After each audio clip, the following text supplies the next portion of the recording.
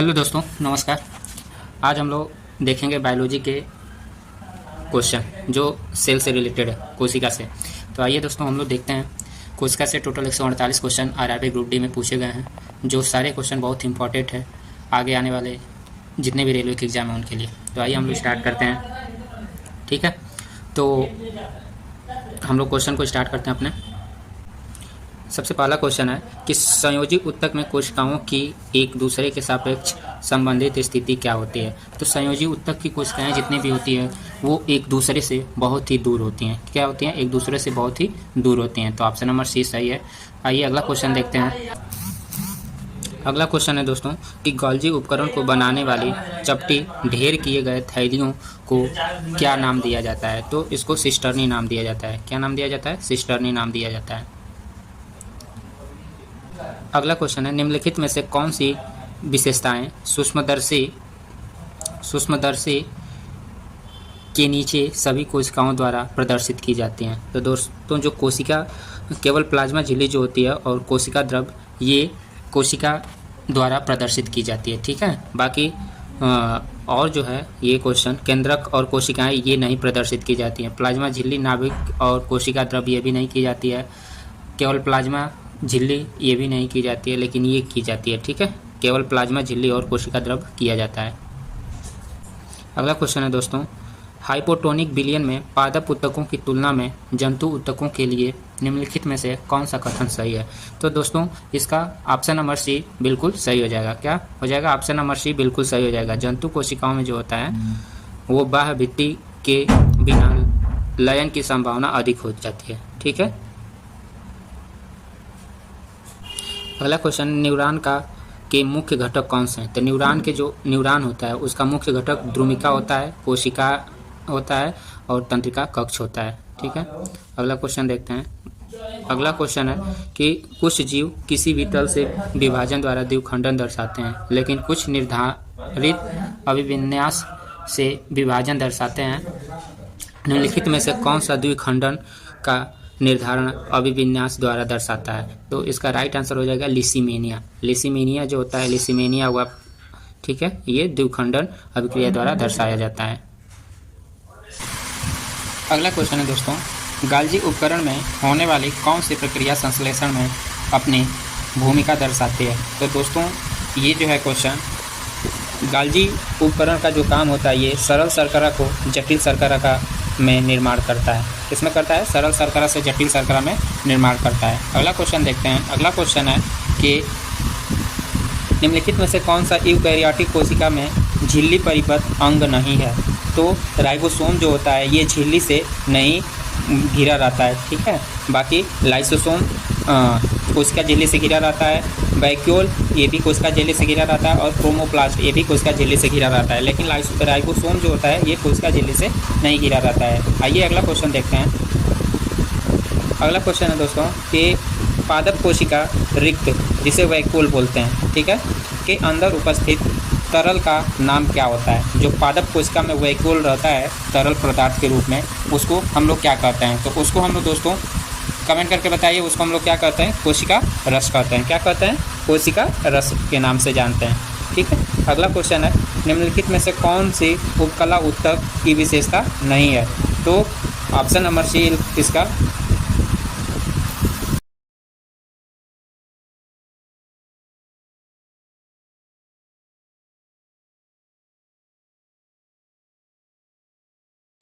अगला क्वेश्चन देखते हैं दोस्तों। अगला क्वेश्चन है कि गाल्जी उपकरण के कार्य में पुटिकाएं क्यों महत्वपूर्ण है। तो गाल्जी उपकरण में पुटिकाएं जो होती हैं वो गाल्जी उपकरण से पदार्थ को लाते हैं और ले जाते हैं। क्या करते हैं? गाल्जी उपकरण से पदार्थ को लाते हैं और पदार्थ को ले जाने का काम करते हैं, इसीलिए पुटिकाएं बहुत ही महत्वपूर्ण है। ठीक है, अगला क्वेश्चन देखते हैं। अगला क्वेश्चन है दोस्तों, किसी कोशिका में सूत्रकणिका की संख्या निम्नलिखित में से किस पर निर्भर करती है।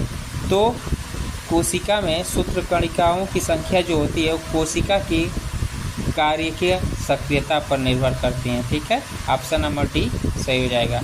अगला क्वेश्चन है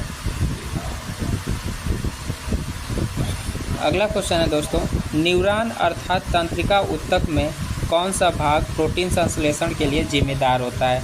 तो निस्ल कणिकाएँ, जो निस्ल कणिकाएँ होती हैं वो प्रोटीन संश्लेषण के लिए बहुत ही जिम्मेदार होते हैं। अगला क्वेश्चन है कि निम्नलिखित में से कौन सा कार्य गाल्जी कॉम्प्लेक्स से संबंधित नहीं है? तो ऑप्शन नंबर डी सही हो जाएगा। यह कोशिका से पदार्थ के प्रवेश और निकास की अनुमति देता है। ठीक है, फिर अगला क्वेश्चन देखते हैं दोस्तों। अगला क्वेश्चन है, निम्नलिखित में से कौन सी कोशिका संरचना अमीबा को उसकी खाद्य सामग्री प्राप्त करने में सहायता करती है? तो कोशिका से अमीबा को खाद्य सामग्री प्राप्त करने में सहायता कौन सी करती है? प्लाज्मा झिल्ली करती है। कौन करती है? प्लाज्मा झिल्ली। अगला क्वेश्चन देखते हैं। अगला क्वेश्चन है कि एक बहुकोशिकीय जीव में प्रत्येक कोशिका जीव के उत्तरजीवित में कैसी सहायक होती हैं? तो जितनी भी बहुकोशिकीय जीव होते हैं उनके कोशिका जीव में उत्तरजीवित की सहायता कौन निभाती है? तो इसका हो जाएगा ऑप्शन नंबर डी, श्रम विभाजन का पालन करते हैं। श्रम विभाजन का पालन करते हुए वो कोशिका विभाजन में बहुत ही उत्तरजीवित होते हैं। अगला क्वेश्चन है,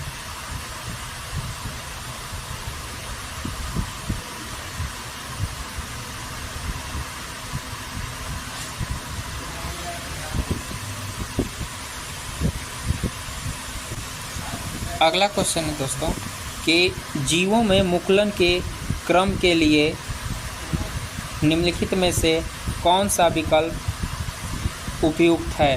तो ऑप्शन नंबर बी इसका सही हो जाएगा। जीवों में जो मुकुलन का कार्य करता है, मुकुलन क्रम होता है, वो मुकुलन का निर्माण होता है, उसके बाद केंद्रक विभाजन होता है, फिर कोशिका विभाजन होता है, फिर मुकुलन का पृथक्करण होता है लास्ट में। ठीक है, अगला क्वेश्चन देखते हैं। अगला क्वेश्चन है कि कई कोशिकीय जीवों में चयापचयी अपशिष्ट के निष्कासन का तरीका क्या है? तो इसका ऑप्शन नंबर डी सही हो जाएगा। एक सरल विसरण प्रक्रम के द्वारा चयापचयी जैसे मेटाबॉलिक वेस्ट पदार्थ को निष्कासित करती है। कौन सा? एक सरल विसरण प्रक्रम के द्वारा। अगला क्वेश्चन देखते हैं। जीवाणुओं और प्रोटोजोआ जैसे एक कोशिकीय जीवों में द्विखंडन की प्रक्रिया में निम्नलिखित में से किसके घटित होने की संभावना सबसे कम होती है? तो ऑप्शन नंबर बी बिल्कुल सही हो जाएगा। आनुवांशिक पदार्थ का असमान विभाजन से सबसे कम होती हैं। ठीक है, अगला क्वेश्चन देखते हैं। अगला क्वेश्चन है कि कोशिका द्रव जिस जलीय भरण पदार्थ से बना होता है उसे क्या कहा जाता है? कोशिका द्रव जो जिस जलीय पदार्थ से बना होते हैं उसे साइटोसोल कहते हैं, साइटोसोल। ठीक है, अगला क्वेश्चन है कि प्याज के छिलके की कोशिकाओं के सूक्ष्म अवलोकन से क्या निष्कर्ष निकाला जा सकता है? तो इसका राइट आंसर हो जाएगा ऑप्शन नंबर ए। सभी प्याज समान लघु संरचनाओं से बने होते हैं जिन्हें कोशिकाएं कहते हैं। ठीक है, बाकी और भी ऑप्शन देख लेते हैं। इस क्वेश्चन का बोल रहा है कि प्याज शल्ककंदों में भिन्न कार्यों के लिए भिन्न प्रकार की कोशिकाएं होती हैं ना। भिन्न प्रकार की प्याज में कोशिकाएं कहाँ होती है? प्याज में तो एक ही प्रकार की कोशिका होती हैं जो लघु संरचनाओं के लिए जानी जाती हैं। और अगला ऑप्शन है प्रत्येक प्याज के छिलके में भिन्न संगठन वाली कोशिकाएं होती हैं? नहीं, भिन्न संगठन वाली कोशिकाएं नहीं होती हैं। अगला, प्याज की आकृति उसकी कोशिकाओं के आकार को निर्धारित करती है ना। प्याज की आकृति उसकी कोशिकाओं का आकार को निर्धारित नहीं करती हैं। तो ऑप्शन नंबर ए सही हो जाएगा। अगला क्वेश्चन देखते हैं। अगला क्वेश्चन है कि वैक्यूल के संबंध में निम्नलिखित में से कौन सा कथन गलत है? तो ऑप्शन नंबर डी बिल्कुल सही हो जाए। रिक्तिकाएँ कोशिकाओं में प्रोटीन संश्लेषण के लिए जिम्मेदार होती हैं। रिक्तिकाएँ कोशिकाएँ जो होती हैं प्रोटीन संश्लेषण के लिए जिम्मेदार होती हैं। ठीक है, अगला क्वेश्चन देखते हैं। अगला क्वेश्चन है दोस्तों, प्रयोगशाला में एक विद्यार्थी एक पादप कोशिका के अधिकांश भाग में एक बड़ा पारदर्शी कोश देखता है। यह रिक्तिका वैक्यूल कोशिका के आयतन का कितना प्रतिशत भाग घेरती है? तो 50 से 90% भाग ये जो होती है कोशिका के भाग को घेरती है। ठीक है, अगला क्वेश्चन है दोस्तों, हम लोग इस सेशन में 30 क्वेश्चन देखेंगे।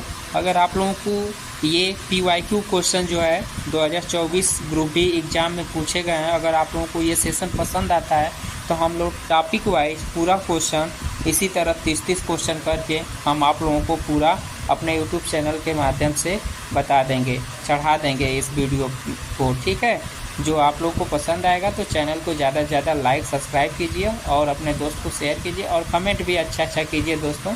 ठीक है, ताकि हमें पता चले कि आप लोग पढ़ने में कितने लगनशील हैं। आइए अगला क्वेश्चन देखते हैं। जब ATP में टर्मिनल फास्फेट लिंकेज को जल का उपयोग करके तोड़ा जाता है, किसका?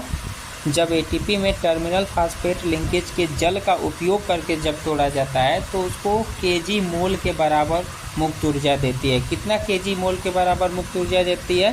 तो 30.5 kg मोल के बराबर ऊर्जा देती है। ठीक है, अगला क्वेश्चन है, निम्नलिखित में से कौन सी कोशिका अंग स्टार्च, तेल और प्रोटीन कणिकाओं का भंडारण करती है? तो ऑप्शन नंबर बी बिल्कुल सही हो जाएगा। ल्यूकोप्लास्ट जिसे बोलते हैं, अवर्णिक लवक जिसे बोलते हैं। ठीक है, जो अंग स्टार्च, तेल और प्रोटीन कणिकाओं का भंडारण करती है। अगला क्वेश्चन है, निम्नलिखित विकल्पों में से कौन सा कोशिका अंग नहीं है? तो कोशिका द्रव्य जो है कोशिका अंग नहीं होता है। बाकी अंतर्द्रव्य जलिका, माइटोकॉन्ड्रिया और गोल्जी उपकरण ये कोशिका द्रव्य होते हैं, कोशिका अंग होते हैं। ठीक है, अगला क्वेश्चन है कि निम्नलिखित में से कौन सी विशेषता सरल स्क्वैमस उपकला को कुशलतापूर्वक विसरण करने में सक्षम बनाती है? तो इसका ऑप्शन नंबर सी बिल्कुल सही हो जाएगा। चपटी, पतली और घनीभूत कोशिकाएं। अगला क्वेश्चन है कि पादप कोशिका में सूत्र कणिकाओं के संबंध में निम्नलिखित में से कौन सा कथन सही है? तो ऑप्शन नंबर डी बिल्कुल सही हो जाएगा। ठीक है, ऑप्शन नंबर डी बिल्कुल सही हो जाएगा। जो सूत्र कणिकाएँ होती है वो आंतरिक झिल्ली अत्यधिक वलित होती हैं, जो माइटोकॉन्ड्रियल इनर मेम्ब्रेन से वलित होती हैं, घिरी होती हैं। ठीक है, अगला क्वेश्चन है और अपने सेशन का ये 30वां क्वेश्चन लास्ट हम लोग देखेंगे। नाभिक के अंदर की सघन संरचना को राइबोसोम का निर्माण करती है, को क्या कहते हैं? तो क्या कहते हैं? ऑप्शन देखकर बताइए, कमेंट कीजिए। तो उसको क्या कहते हैं? राइबोसोम का जो निर्माण करती है उसको न्यूक्लियस बोलते हैं। क्या बोलते हैं? नाभिक के अंदर जो सघन संरचना जो राइबोसोम का निर्माण करते हैं उसको न्यूक्लियस बोलते हैं। अगला क्वेश्चन और लास्ट क्वेश्चन है इस सेशन का, निम्नलिखित में से कौन सा विकल्प चिकनी अंतर्द्रव्य जलिका ACR के कार्य के संदर्भ को संदर्भित करता है? तो लिपिड का निर्माण करती है, जो वही ACR मतलब चिकनी अंतर्द्रव्य जलिका को संदर्भित करती है। तो दोस्तों ये सेशन आप लोगों को कैसा लगा कमेंट करके बताइएगा और मेरे YouTube चैनल को ज़्यादा से ज़्यादा लाइक, शेयर, सब्सक्राइब कीजिए। ठीक है, और मिलते हैं ऐसे ही अगले वीडियो में। आप लोगों को अगर पसंद आएगा, कम से कम 100 व्यूज आएगा तभी आगे मैं इस सीरीज़ को लाऊंगा और कुछ मैं अपने इस सीरीज़ में अच्छा करने की कोशिश करूंगा और अच्छे से एक्सप्लेन करने की कोशिश करूंगा। ठीक है दोस्तों, तो आप वो मेरे इस YouTube चैनल से जुड़े रहिए और अपने दोस्त यार को शेयर कीजिए। दोस्तों मिलते हैं अगले वीडियो में, तब तक के लिए धन्यवाद।